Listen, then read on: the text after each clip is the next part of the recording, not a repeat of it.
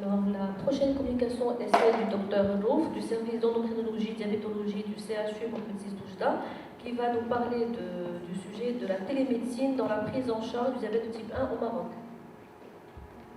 Docteur Rouf, vous avez 7 minutes.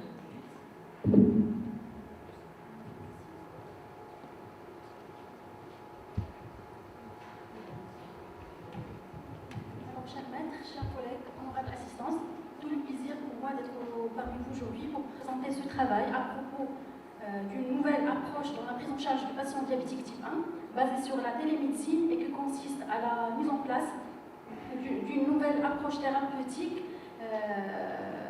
qu'on a créée nous-mêmes pour la première fois spécialement proprement marocaine, en arabe et dédiée à la population marocaine qu'on a nommée IF-Dose, et ceci en collaboration, en partenariat avec le laboratoire d'informatique de l'École nationale des sciences appliquées. Alors, en guise d'introduction, comme vous savez, chers maîtres, qu'avec la généralisation des schémas physiologiques basal-bolus, soit par des multi-injections ou pompes à insuline, avec les programmes d'éducation spécifiques, principalement l'IF, on a réalisé des progrès considérables dans la prise en charge des diabétiques type 1. Néanmoins, les résultats restent toujours insuffisants, comme l'a montré l'étude d'Aphné, avec un taux d'hémoglobine glyquée de 8,4% en fin d'étude. C'est également le taux moyen de sous-groupe des patients diabétiques type 1 de l'échantillon national tellement représentatif des patients diabétiques qui était de 7,9% en 2007. Ceci signifie que la moitié des patients avaient une hémoglobine glyquée qui était beaucoup plus élevée, malgré qu'ils étaient bien suivis, bien éduqués et qu'ils bénéficiaient de schémas thérapeutiques basal-bolus désormais recommandés. Alors la raison de ces résultats qui sont insuffisants avec le non-maintien d'un bon contrôle glycémique, c'est surtout des difficultés de patient de faire avec. Le patient le plus souvent a des difficultés d'appliquer correctement au quotidien les règles complexes de calcul des doses d'insuline prandial, ce qui aboutit à des injections des doses d'insuline inappropriées et par conséquent des situations d'hypo et d'hypoglycémie. Et comme vous savez, chers maîtres et collègues, que le diabète c'est une maladie chronique. Alors le patient a le plus souvent des difficultés de se rendre régulièrement à la consultation des spécialistes, chose qui s'ajoute à la contrainte de l'autosurveillance glycémique et l'entretien d'un carnet de surveillance en papier. Alors, pour répondre à ces besoins, la télémédecine a été développée il y a une dizaine d'années pour optimiser le traitement insulinique et lutter contre l'inertie thérapeutique. Ainsi, la télémédecine a été définie par l'Organisation mondiale de santé comme étant la partie de médecine qui utilise la transmission par télécommunication d'informations médicales en vue d'obtenir à distance un diagnostic, un avis spécialisé, une surveillance continue d'un malade, une décision thérapeutique. Dans le diabète de type 1, il existe plusieurs figures, notamment la consultation téléphonique qui permet de réduire la fréquence des consultations, la télétransmission qui permet de transmettre les données du patient au malade à distance, qui permet des consultations à distance, et les smartphones avec le carnet électronique.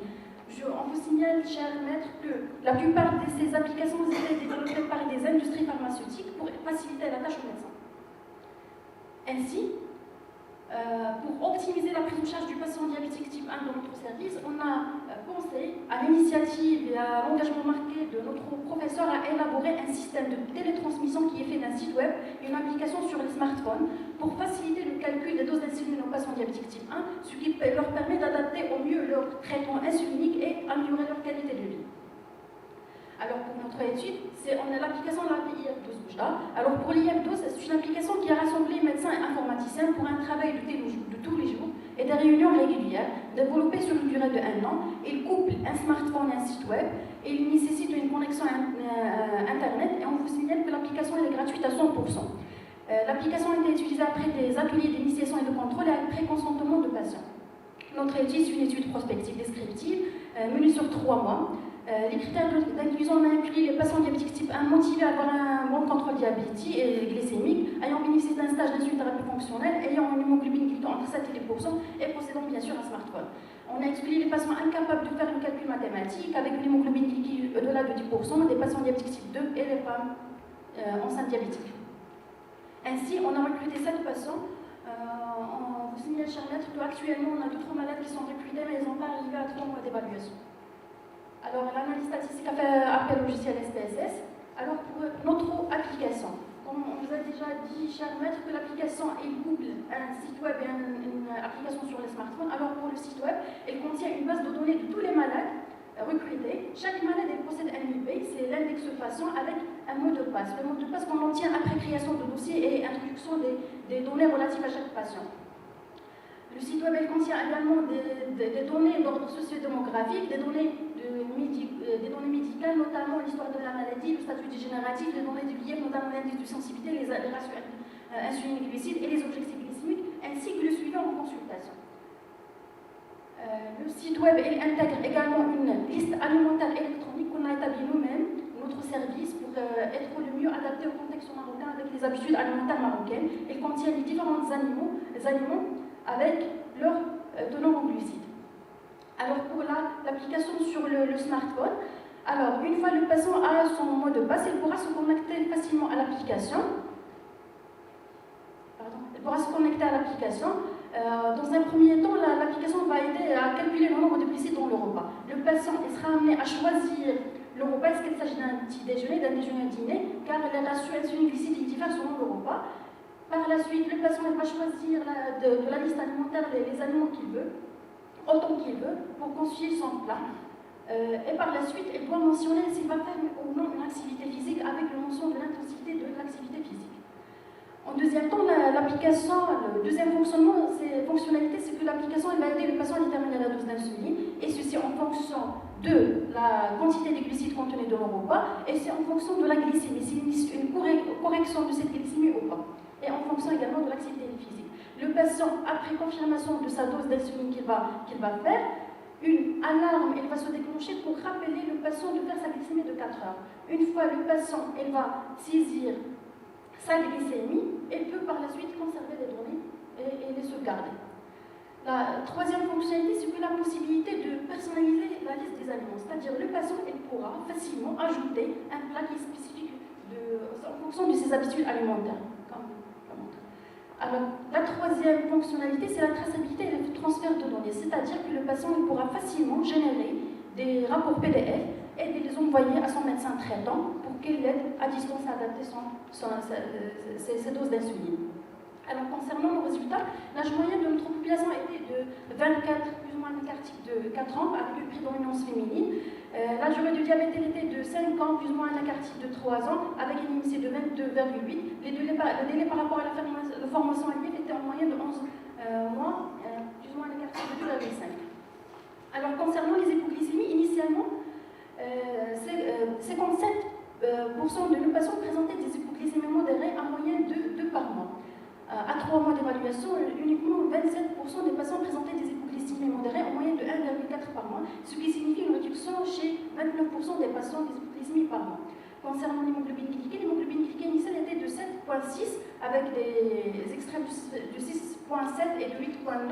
À 3 mois, l'hémoglobine glyquée était de 7,25 avec ce qui signifie une réduction de 0,35% par mois. Concernant le poids, on a noté une stabilité pondérale.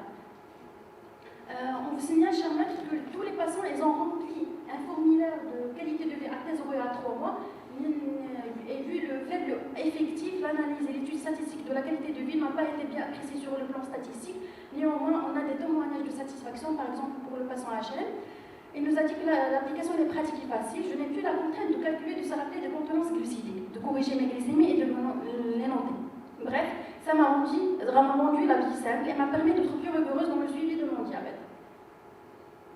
Alors, pour la discussion, de nombreuses expériences centrées sur l'équilibre glycémique ont été publiées, mais ils n'ont pas montré de supériorité par rapport à la prise en charge traditionnelle. Mais ces méta-analyses n'ont pas montré davantage en faveur de la télémédecine, ce qu'ils ont mélangé des études de données variables, conduites de populations différentes et testant des systèmes de qualité inégale.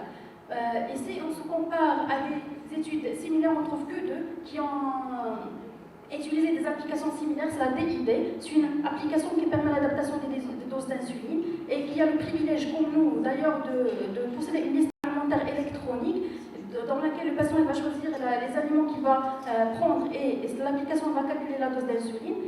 Mais le point faible, c'est que l'adaptation de dose d'insuline est limitée au seul calculateur de dose par repas, contrairement à notre application qui possède le facteur correcteur. L'étude a été essayée en première évaluation sur 3 mois, sur 50 patients diabétiques type 1, et elle a montré qui permet de maintenir un bon contrôle glycémique. Par contre, l'étude d'évaluation à 6 mois, elle n'a pas montré d'amélioration de contrôle glycémique. Pour le système Diabio, c'est un peu plus proche de notre application. Elle concerne les patients diabétiques type 1 type 2 sous basal bolus. C'est également un carnet électronique et smartphone. Elle permet le calcul des doses d'insuline et elle permet la télétransmission des données sur un site web consultable par le médecin. L'étude a également été testée en monocentrique et multicentrique et elle a montré une amélioration de l'hémoglobine glycée au moyen de moins de 0,8%. Alors, pour notre application, quoi qu'il soit, ce sont des résultats préliminaires. On a noté une amélioration globale, notamment une réduction des hypoglycémies, une stabilité pondérale, une réduction du taux d'hémoglobine glycée avec une satisfaction excellente. Alors, en guise de conclusion, le développement de la télémédecine contribue à impliquer davantage les patients dans ses soins et dans la gestion de son diabète. La mise en œuvre d'un projet télémédical est un processus complexe qui implique des partenaires multiples. Des études multicentriques sont nécessaires à faire pour confirmer l'efficacité, la sécurité et la maniabilité de tels systèmes qui doivent être créés par des Marocains pour être bien adaptés au contexte marocain. Et je vous remercie pour votre attention. On peut donc faire une petite pause discussion et continuer avec les 3 autres communications. Alors, y a-t-il des questions à poser? Il ne faut pas hésiter, donc posez vos questions. Oui.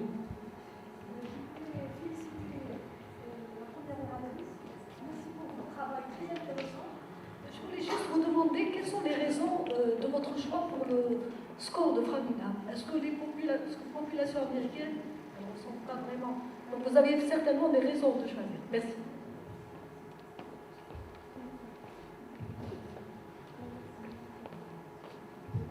Donc, en fait, il y a plus de 40 scores dans la littérature qui permettent d'évaluer le risque cardiovasculaire, mais personnellement, je l'ai utilisé comme outil. Mon objectif, c'était d'estimer le risque, et c'est le score le plus classique et le plus connu et le premier qui a été mis, c'est-à-dire pour estimer le risque cardiovasculaire. C'est dans ce sens.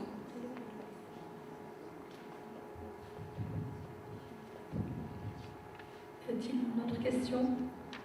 Je voulais poser une question à notre confrère qui nous a parlé de la néphropathie.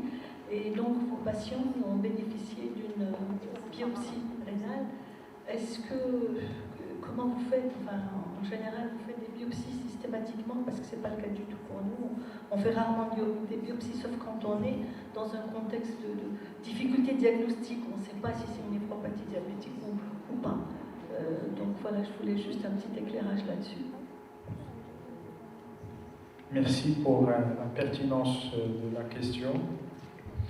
Je crois que j'ai déjà répondu sur la plaque, sauf que j'étais très rapide. J'ai dit qu'on ne biopsie que si on a une atypie, que ce soit dans la présentation clinique initiale ou l'évolution. Donc c'était clair. Sinon, généralement, le diagnostic en général, il est présomptif, sans recours à la biopsie rénale. Et on parle dans ce contexte d'une notion de maladie rénale diabétique. Donc de ce fait, j'invite la plupart des endocrinologues à éviter la nomination néphropathie diabétique si on n'a pas de confirmation histologique. C'est possible. Vous avez une question?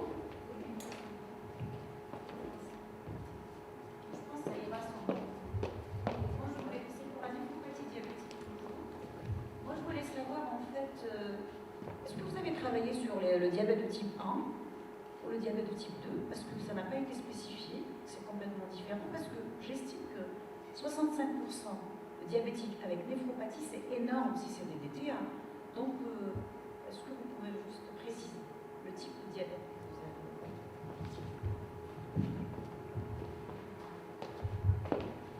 avez? Ça a été précisé en matériel méthode, c'est des diabétiques type 2.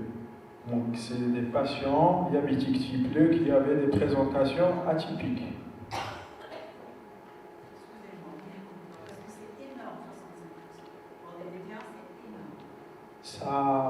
Ça rejoint les données de la littérature.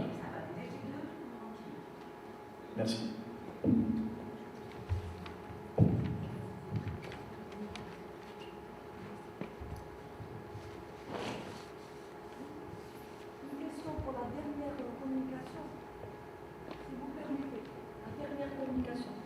Je ne sais pas, moi j'ai trouvé télémédecine, je pensais un enseignement pour diabétique. Donc en fin de compte, c'est l'utilisation de l'outil informatique ou Internet pour aider à calculer. Si j'ai bien compris votre travail. Si vous voulez bien répondre. En fait, même pour la définition de la télémédecine selon l'OMS, ça ressemble tout. Soit des cours via l'Internet, soit des applications. Notre travail, c'est une application proprement établie par notre service en collaboration avec l'École nationale des sciences appliquées de même ville, l'OUJDA. C'est un travail proprement de notre service. C'est une application, c'est comme l'IF. Ce sont des patients qui ont déjà bénéficié d'un stage d'IF. On a essayé de créer une application qui, selon les données de l'IF et même le principe de l'IF, il va aider le patient à calculer sa dose d'insuline. Et ceci, selon des données qu'on a intégrées initialement à la base de données, c'est-à-dire que pour chaque patient, il a un indice de sensibilité, les ratios et les objectifs glycémiques. Et l'application va faire calculer la dose d'insuline en fonction de la quantité de glucides, en fonction de sa glycémie, s'il nécessite une correction, s'il est en dehors des objectifs, et en fonction de l'activité physique, s'il va faire une activité physique. Oui, bien sûr. C'est une étape initiale, puisqu'on est dans une étape d'évaluation de l'application, on est en période d'essai. On a essayé de prendre des patients qui savent calculer mathématiquement dans une première étape pour comparer les résultats de l'application avec des résultats avec le calcul mental et manuellement, et comparer l'application. Et ça a donné de bons résultats. Mais prochainement, on va inclure des patients qui ne savent pas faire les calculs mathématiques à 100%. Et c'est ça l'objectif.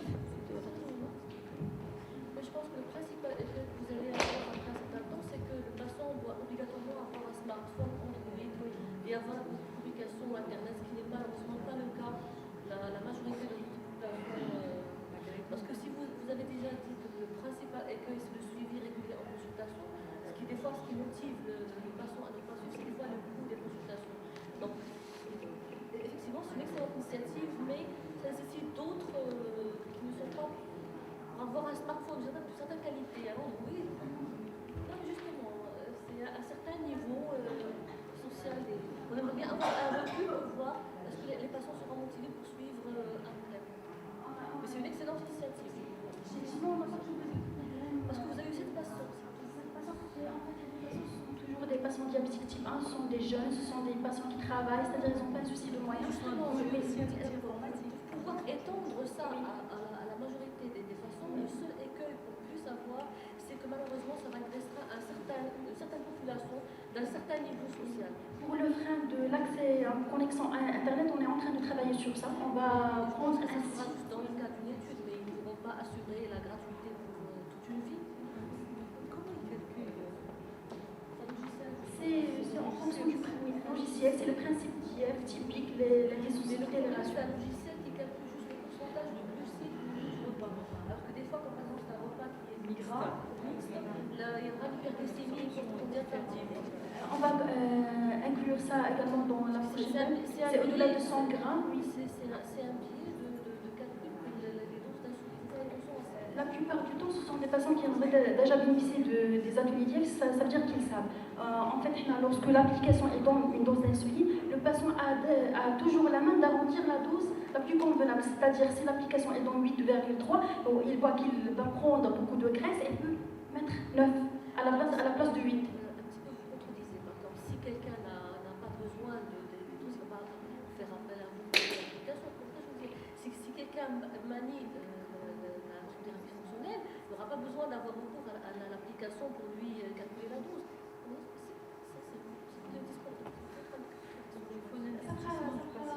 Non, je pense qu'il faut spécifier peut-être dans un que faites attention, c'est juste une estimation de la dose d'insuline rapide que vous devez avoir. C'est possible qu'on puisse majorer ou bien diminuer. Il ne faut pas que ça soit... D'autres questions de l'assistance, s'il vous plaît? La dernière question, parce qu'on est très en retard. Une petite question à propos de la dernière communication. Est-ce que cette application, elle n'est valide que, c'est-à-dire dans la population marocaine, c'est-à-dire, ou bien, puisque vous avez parlé des repas, ou bien on peut s'inspirer ailleurs? On a fait bien sûr le livret alimentaire électronique qui contient les différents aliments et on a pris en compte la spécificité des plats marocains dans un premier temps. Mais ça n'empêche que dans un deuxième temps, on peut introduire les autres plats. Pas de souci. En fait, les plats marocains du Maghreb, ça Ça se ressent. Moi, en tout cas, oui.